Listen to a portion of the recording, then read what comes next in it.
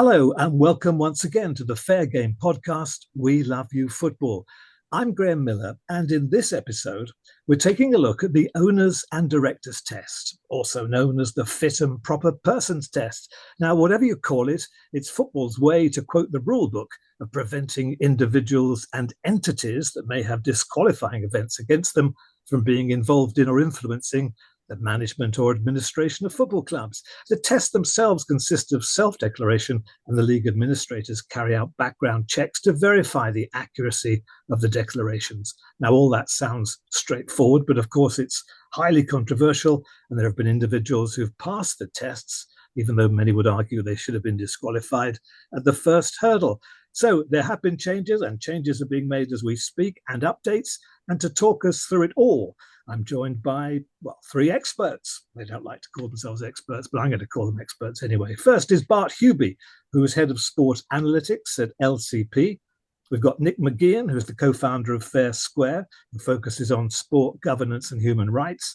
And Niall Couper, Fair Game's CEO, who knows everything there is to know about the Football Governance Bill. But before we start our chat with the bill working its way through Parliament, let's get a news update on all matters fair game. Here's Niall with the latest Fair Game Bulletin.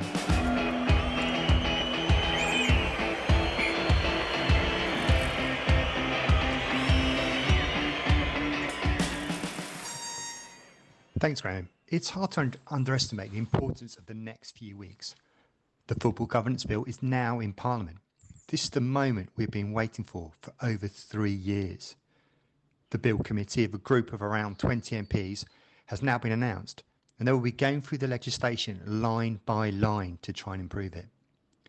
Next week, on the 14th of May, I'll be in front of the committee presenting our evidence about how the game can be improved. We'll be highlighting the issues of football's finances, FA Cup replays, power dynamics in the game, the so-called Wimbledon clause, the Owners and Directors Test, environment, and ED&I. It is a crucial moment. Then a week later is our annual conference, this year being held at Plough Lane, the home of AFC Wimbledon. Full details of that can be found on our website, www.fairgameuk.org. Nearly 200 people have already registered. Tickets are still available, and if you use the code FGFriend24, you can get a £100 discount. I really hope to see you there.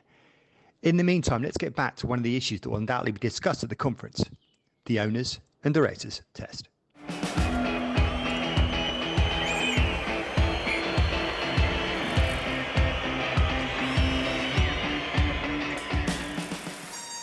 Right. Thank you. Now, let's start our conversation now with Bart. Sport finance is your area of expertise. So what's your take on where we are? What's your take on the Owners and Directors Test as things stand? Well, Graham, I think we currently have Owners Directors Tests carried out by the Premier League for Premier League clubs. We have them by the EFL for EFL clubs. I think but each of those is done separately. There's not very much clarity about how those are carried out. Certainly the results are very simple in terms of the explanation of what's happened. And clearly those organisations have vested interests within them. So I think the key under the new Football Governance Bill and with the new independent football regulator will be to have a clear set of rules which are focused specifically on financial sustainability.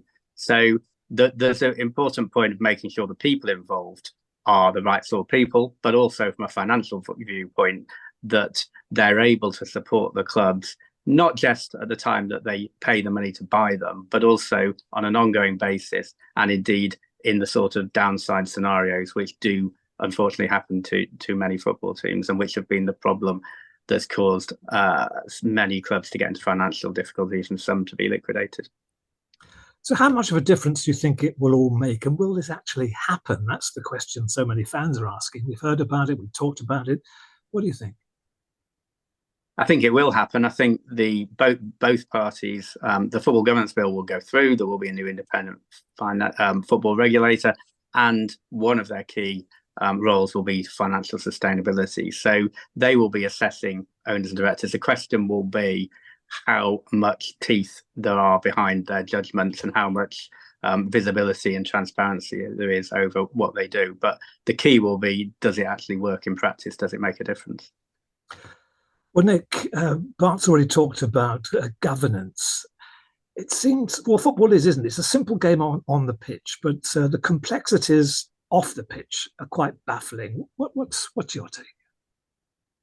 Yeah, Graham, well, I guess we come at this issue from a very specific angle, which is the angle of state ownership of football clubs. And that comes from the background we have in human rights research and advocacy, and the ownership of Manchester City by the government of the United Arab Emirates, and the ownership of Newcastle United by the government of Saudi Arabia. So those were things that we've written about, researched on, and campaigned about, and said that should not go ahead. So the independent football regulator, on the one hand, is something that we're very happy to see, because we think that external governance of football and of sport is something to be applauded and to be welcomed. But when the white paper came out last year in February 2023, there was nothing in there to bar state ownership. Although there was a tightening to some extent of the owners and directors test, they seemed to leave the door open to state ownership. And then when the bill came out, it actually went further than that, and it said that any independent football regulator must have regard for the foreign and trade policy objectives of the British government. Now, that would suggest to us that that is therefore not an independent regulator when it comes to deciding who can and who cannot own football clubs when we're talking about states. And I guess the big concern we have is that in the same way that football clubs aren't businesses, states are not like individuals, and they're not like organizations like hedge funds, which have their own problems. These are entities with sovereign powers. They can wage wars, they can disguise finance, they can financially destabilize leagues, and they can use football clubs, these community institutions, which the independent football regulator is set up to protect. They can use them for political ends. And unfortunately, the only types of states that are likely to buy football clubs are autocratic and kleptocratic, and are likely to use them for nefarious ends, i.e. they're not interested in the club for footballing reasons. So our concern is quite limited, and I don't have the expertise that Niall and Bart would have on the minutiae of the law as a whole, but certainly Clause 37 and the way that the British government has left the door open to state ownership seems to be, to us, a problem, and something that we hope would be fixed in the redraft, although I don't hold out much hope of that, to be honest. How frustrating is that for you? It's not unexpected. If football governance as a whole, I think, was heading in the right direction, if football was properly governed with the interests of clubs and supporters and players and coaches, if that was the priority of sports governing bodies like FIFA and UEFA and other entities, then yeah, it would be hugely disappointing. But I think sport and football in particular is going in the opposite direction. So on the one hand, I think it's really pleasing to see the British government come in and assume that external regulatory role that is necessary for places, for I would say for all sports governing bodies right now. And at the same time, they've left this door open to what we would say is one of the existential threats. Maybe that's a slight exaggeration, but not in relation to the clubs themselves. But I do think states pose a really serious threat to the vitality of the game and the health of the clubs involved. There are some really interesting contradictions in the bill as it stands. So what you've got number one priority of the bill is financial sustainability of football. When you've got owners and directors test that says you have to bear respect, or whatever the phrase is, for the foreign trade policy of the day, what you've got there is you've got basically football clubs that are state-owned being at risk on the political whims of the government of the day. So if, say, a new government comes in and they decide that actually we want to have sanctions against Saudi Arabia, for example, or the UAE, that club is instantly financially not sustainable. So if purely, before we even go into the human rights element, and there's other further contradictions in the bill about that, even before you even go there, to make sure football is financially sustainable, and also meets that must adhere to the foreign and trade policy today, the government has to rule out state ownership of football clubs because the two are mutually exclusive. You can't have one without the other. So that is the reality, that the government, by saying those two things, has to rule out state ownership. If you were to remove that foreign and trade policy, then potentially state ownership's, I'm not going to say good thing because I don't think it is, but could stay in there. But by having that clause in, actually what that means is that you can't therefore have that at the same time as guaranteeing financial sustainability of football. So there is a real contradiction there. It's also really interesting. Look at the states involved, right? So you've got the United Arab Emirates and Saudi Arabia who are waging wars together, as well as being in conflict with one another economically. The third entrant was supposed to be Qatar. Now, not so long ago, Saudi Arabia was threatening to build a ditch at the bottom of Qatar and fill it with nuclear waste. They were going to invade Qatar. That was never brought up in the debate around whether or not the Qataris should be allowed to buy Manchester United. And then the other state is Russia, right? So essentially, Abramovich was kicked out because of the Ukraine war. Well, which state is doing more than any other to help Russia evade sanctions? One of them is the United Arab Emirates, owners of Manchester City. So these states are sort of locked together in this really complex geopolitical mess. And the idea that that is in any way sustainable and that shouldn't be sort of locked out, I think is just, it's when you look at it from the long term, it's lunacy, And I do think if you're asking the football regulator to assess risk, financial risk, and a club is being supported by a nation state, which, as you say, Niall, if the government takes a turn against that nation state, that source of funding will automatically be turned off. For the football regulator to take that into account in assessing the sustainability of that business plan would be nigh impossible. I think there's one other interesting thing on this, just before we move on to the kind of more governance side, is there isn't a bit in there that I'm really glad that's in there, that I think that we also have to take really seriously. And that is a bit about whether a person has committed an offence that would deem to be a serious criminal offence had it happened in the UK, that they should be banned from being an owner or director of a football club. Now, in my mind, a serious offence would include such things as hate crimes and, for example, murdering a journalist. Now, that for me basically is your situation of saying, well, if you are serious about that, then you also start banning people who have committed serious human rights offences overseas.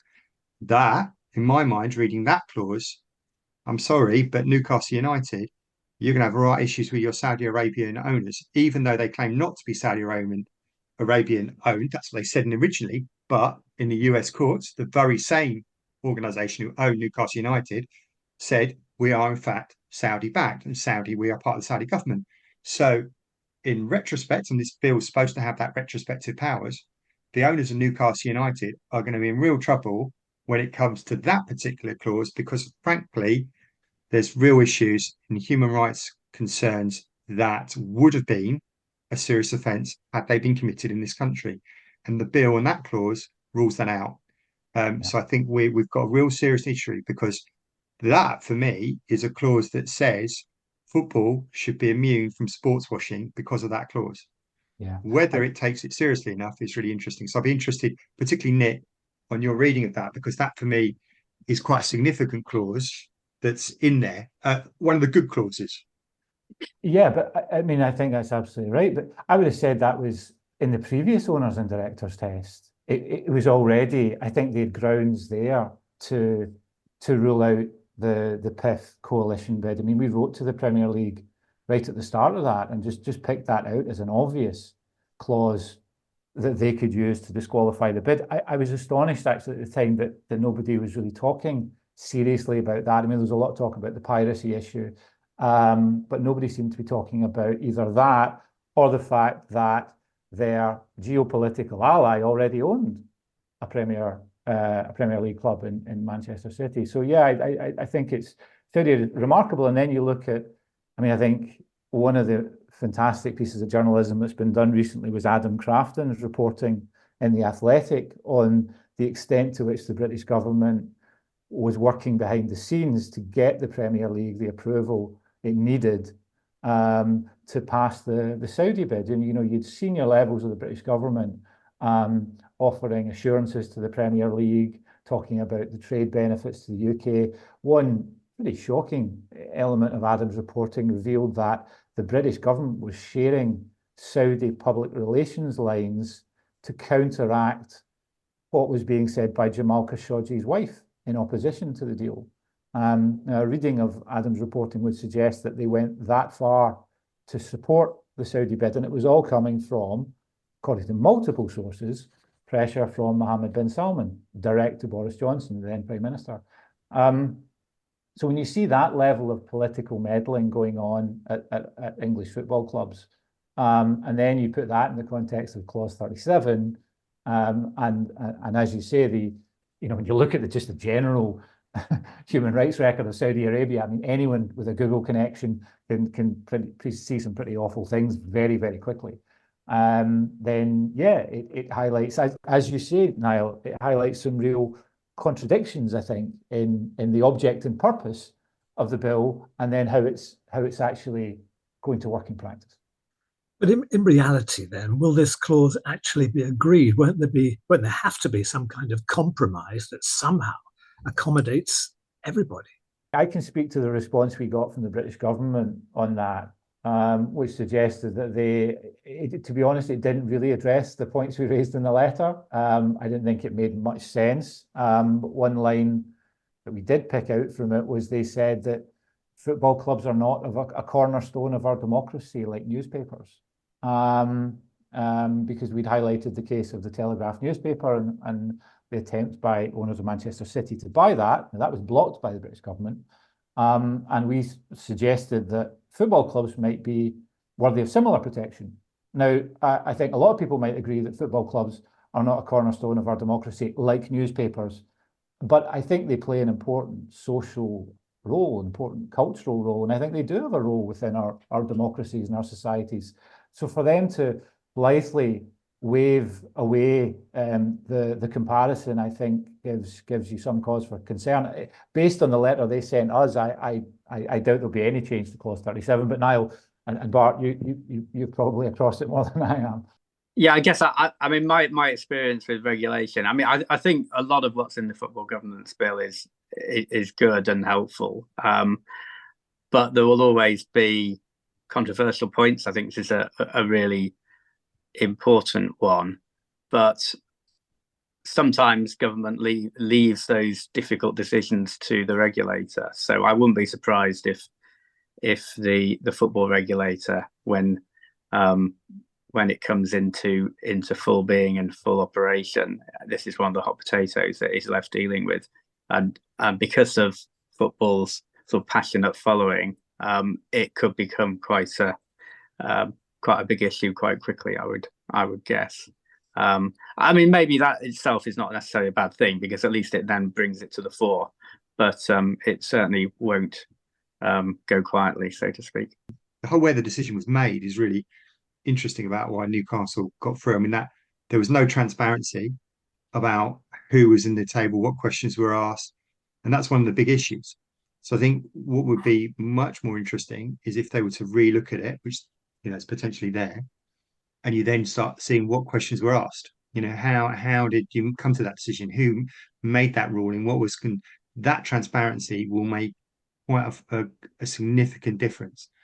And then it really comes down to the board and makeup of the regulator itself, because they'll be the ones who will look at, the phrase must consider, or this is an important thing to like look at when you're making those decisions. Those sort of phrases become, a bit like hand grenades thrown into the mix. That's where it could be quite interesting. So this is, for me, the bit that what we need is a little bit of clarity. It's about what we actually mean when we come to those bits, because the regulator, I think, needs, in some of these cases, a little bit more direction than just to be left completely to their own devices.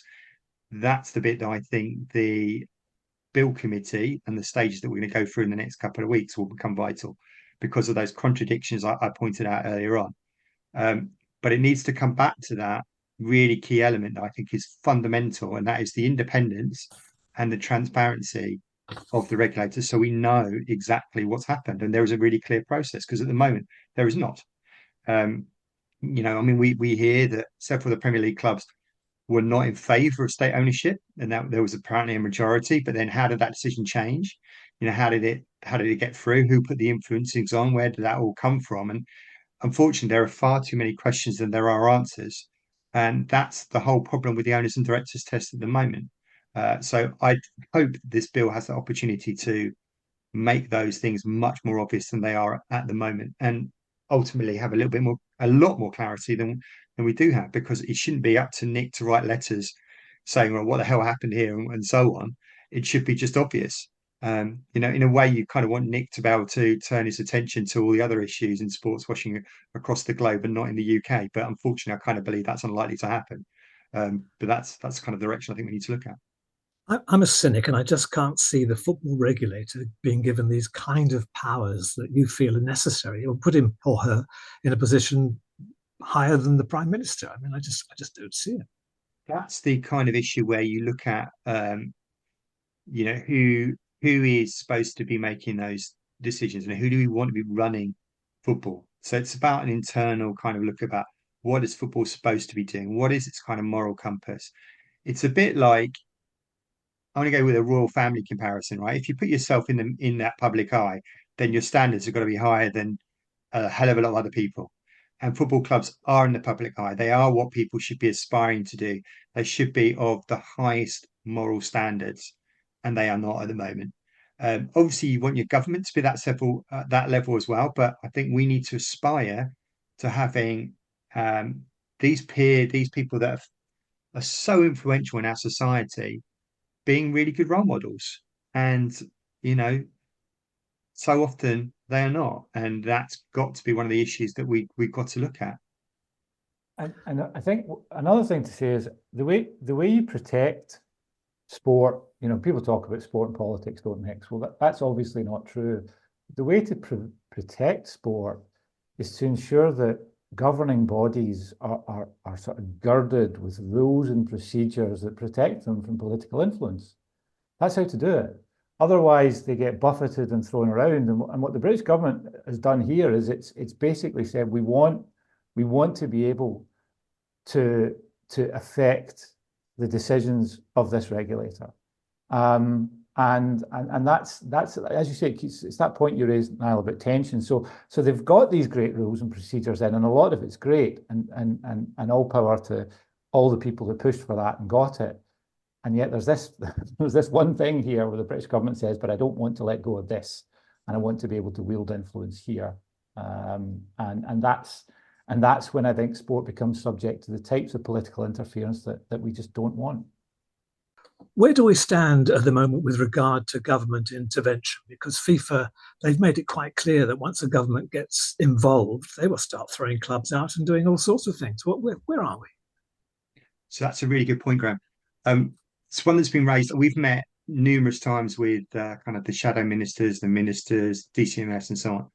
And that's one thing that they've had their legal team go over time and time again to make sure that it doesn't do that it has enough leeway within it to make sure that it isn't seen as that kind of government intervention and interference that would get FIFA storming in. So that's been their number one goal. So that's why they've had their legal experts go over it time and time again. And for us in our legal team, when we've been looking at proposing amendments and changes to the bill, that's also been front of mind about what we can effectively do that doesn't trap us in that situation with FIFA. Because the last thing we want to do is have a bill that passes our parliament, and then FIFA coming to say, actually, your bill is not compatible with our statutes. And that's got to be really important, because there's a lot of good things in this bill. There are a number of things I'd want to improve in it, but it has to make sure that it gets to that. FIFA basically, historically, has rejected government or third-party interference. And it prohibits any intervention in the operations of member associations that could compromise their independence. I think that's the text of it. And that includes, based on precedent, actions by national governments and parliaments. So you could certainly look at Article or Clause 37 in the bill and say, well, that constitutes clearly a violation of the FIFA statutes. The interesting thing there is that FIFA has tended to take a rather self-serving and inconsistent application of this. It's happy to allow political interference when it suits them, and it will crack down on political interference when it doesn't. So I think it's not going to come down to necessarily a strict reading of the statutes. I think, as with all things with FIFA, it's going to come down to what suits them, and if there's any conflict of interest with them. I think that's the point at which you might find them butting in. But then again, the English are still remain a very strong member association. So but certainly when you look at the wording of the statutes and how it's been applied previously, it could cause a problem. Yeah. When we just see the big clubs, the clubs just working their way around this, maintaining the status quo because that's what they always do. There are two big divisions. Obviously, there's the big clubs, and where there's the ownership model, which I think we've talked quite a lot about, and I think there are some really important points about who and how we work out who we want to have as owners and allow to be owners. I think in terms of the financial sustainability of clubs, there's the two aspects. One is the sort of moral side, and one is making sure that the people who buy clubs and own clubs aren't going to run them into the ground.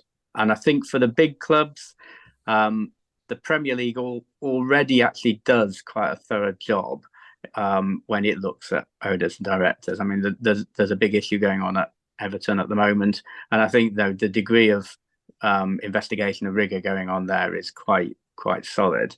But that's looking at it from a particular Premier League perspective. I think the independent regulator also needs to, football regulator needs to be able to look at those situations from a pure financial sustainability point of view, rather than looking at points deductions and things like that. Is this new owner, or is the current owner indeed able to support the football club, particularly if they're expected to be losses, particularly if there are downside scenarios such as relegation, and that will be a test alongside anything that the Premier League wants to do.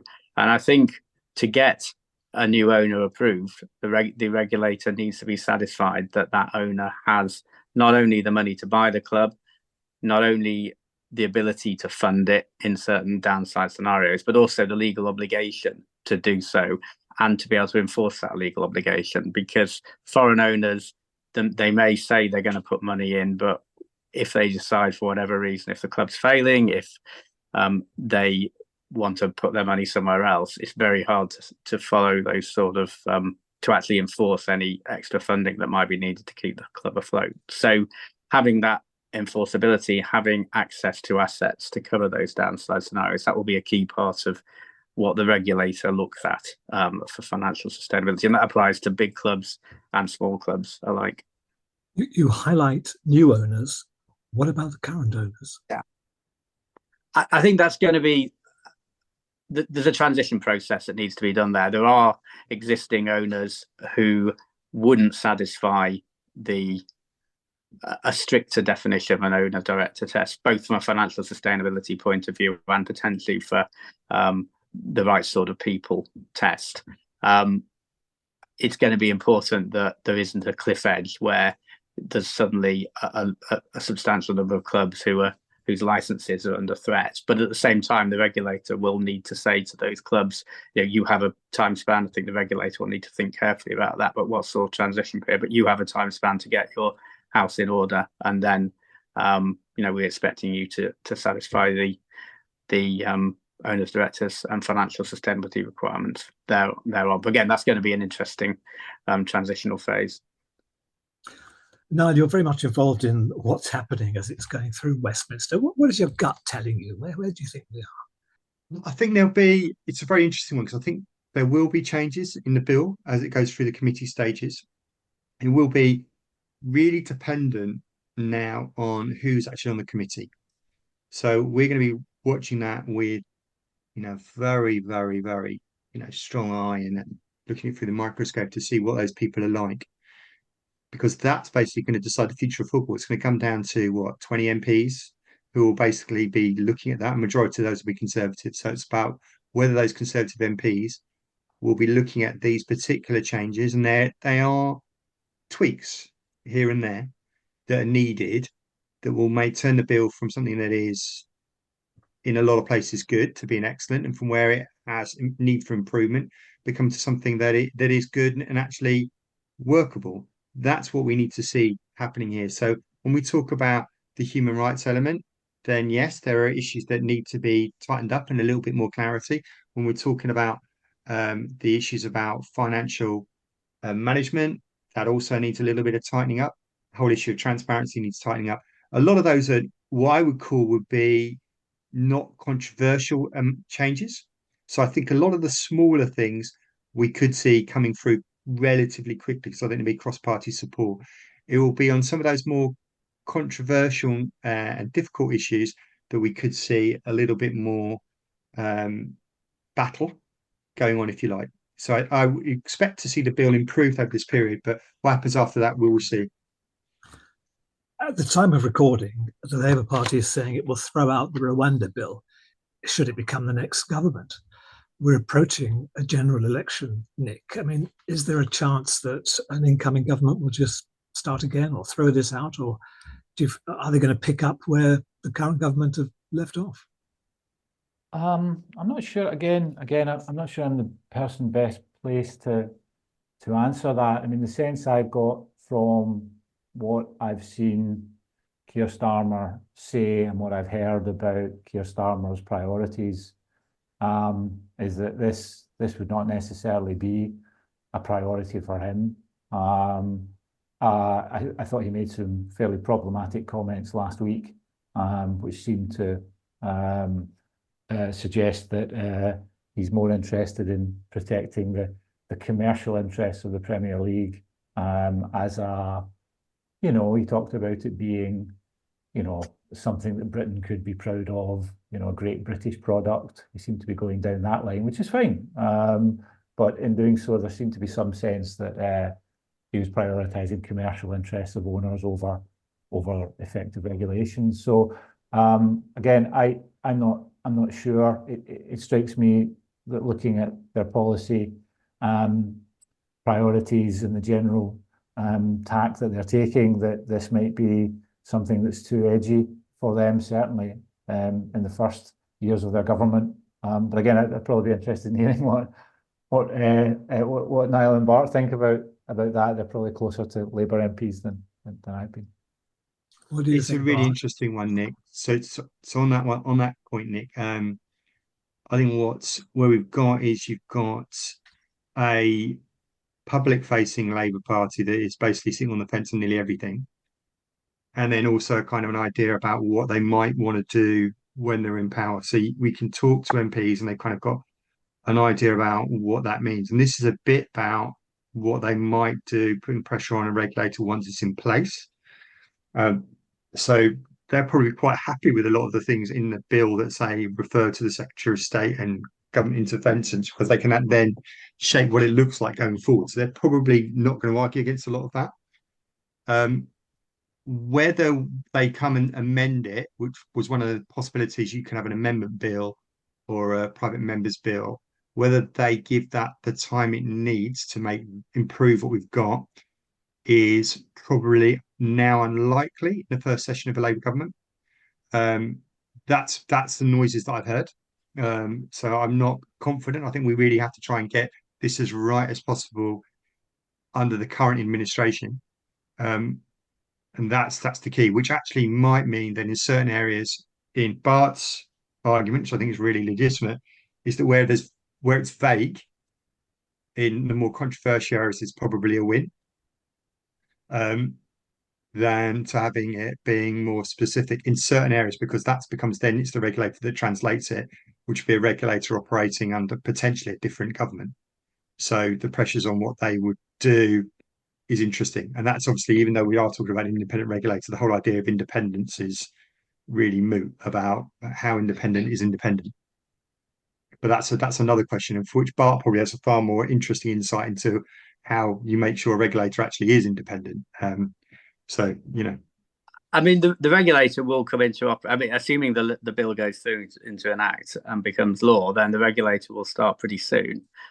It will have a transitional phase, as I said, to making sure that existing clubs are able to comply with their new requirements. And I think it's important that they deal with that in a proportionate way, both in terms of existing situations and the size of clubs. Because one of the interesting things about football industry, obviously, is that you have half a dozen or so mega billion clubs at one end, and going down to national league level, they are very small businesses, and therefore to regulate that range of businesses effectively is going to be quite an important challenge for the regulator to get right.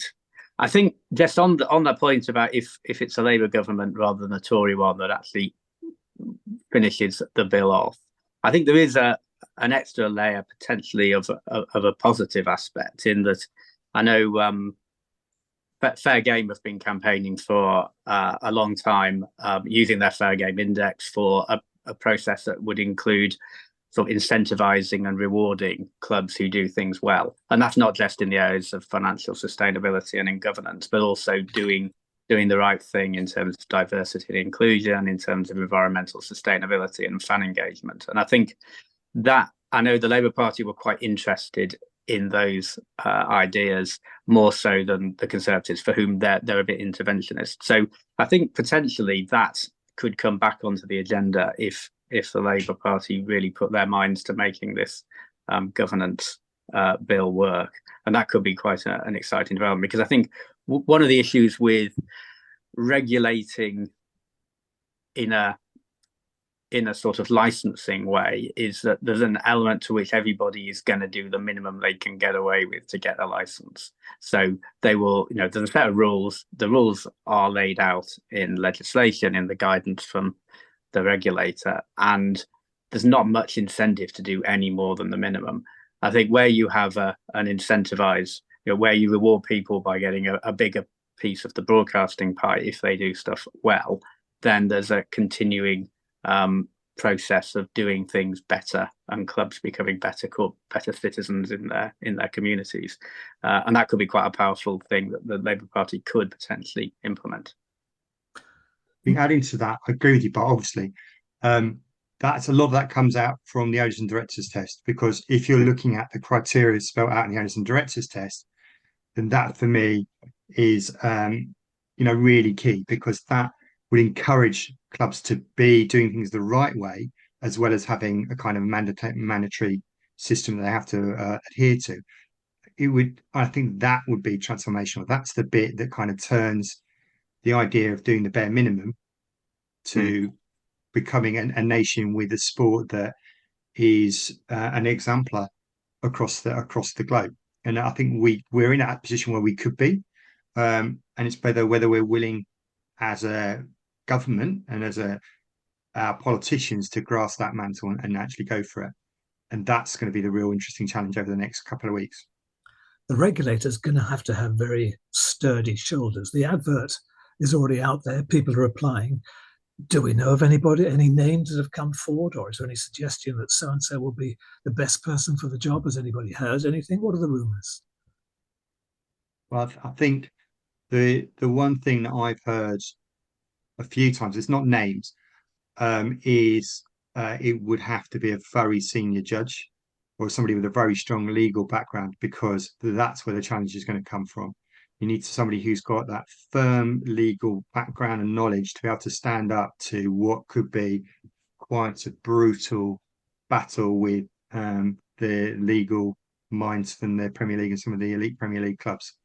And they need to be very robust in that particular thing. That's where I look at it. Look, somebody like me, I'd love to have been a regulator, but I think, frankly, I don't have the kudos and the knowledge to be able to cope with that level of legal intensity that goes with it. Right? That's just the reality. And I think, having campaigned and worked so hard on this for the last 3 years, I want the heaviest of heavyweights to be in charge of the regulator, with somebody who's got real teeth and is willing to make a real firm stand for what's right to deliver a fairer future for football. Because there are unfortunately a number of people who don't want that.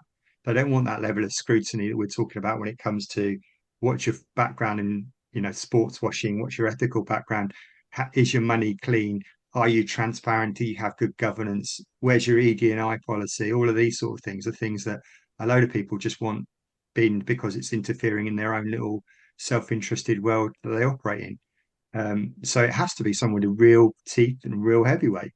There will be people out there that will relish that and be really good at it. I couldn't tell you names, exactly that. I don't think it's a role for a politician. I think it's a role for somebody who's got that real strong background. We're coming to the end of the podcast, so I just want to run through you, all three of you, really, just to sum up. Nick, if we can sum up first with you. How do you feel about things now? Do you feel we're better placed than perhaps we were 6 months ago, or do you worry about the future? How would you sum up where we are right now? I think it's there's huge positives. I think my view is clearly that football needs to be externally regulated. I don't think there's any doubt of that. It's too important. Clubs are too important. It has too much social, cultural, economic, and political power to be left to the whims of the market and the types of owners that are getting involved in it. So I think on the one hand, it's great. I defer to the great work that Fair Game have done on the sort of details of it. But yeah, as someone who came to this issue from state ownership and the concerns we had about that, and the possible implications for the game of allowing it to become the plaything of states, I think Clause 37 is something that should be a red flashing light, because it threatens to undermine, in my view, the whole object and purpose of the regulator and the bill itself. Bart, are you optimistic? Cautiously optimistic. I think the challenge for the regulator, and I think Niall made some very good comments about the sort of person that they will have to have a legal background, but they'll also actually have to have quite a strong financial one, because it's not just a matter of standing up, but it's also really understanding what effective governance is for the range of football clubs, and something that's proportionate. There have been a number of